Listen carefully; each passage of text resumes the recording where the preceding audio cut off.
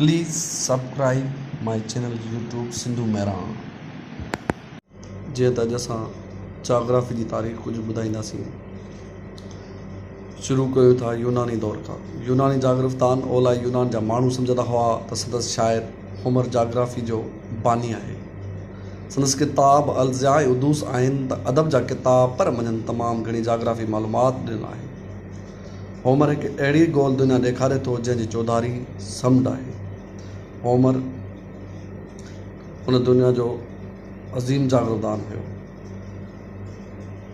Homer जो ज़मानो 8 सदी क़बल मसीह जो ज़मानो आहे। संदसि तख़लीक़ूं ॿुधाइनि थियूं त उन वक़्तु यूनान खे भून विच समुंड में मशरिक़ अरब किनारे जे जाग्राफी बाबति चङी ख़ासी ॼाण हुई।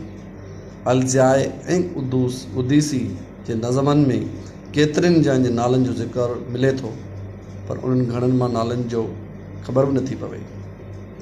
उहे नाला कहिड़ियुनि जायुनि ॾे इशारो कनि था, सा मालूमात न पए थी। यूनानी फिलोसोफ तालीस दुनिया जो पहिरियों आलम आहे जंहिं दुनिया जी शिकिल मुतलिक़ सोच शुरू कई। हिन ख़्यालु ॾिनो हो त दुनिया पाणी ते बीठल आहे, हर शइ पाणी मां पैदा थी आहे। हिन केतिरा ई फ़ल्की हिसाबी उसूल ठाहिया जिन जे ज़रिए जाग्राफी जो साइंसी नमूने मुताइलो करे सघिजे थो।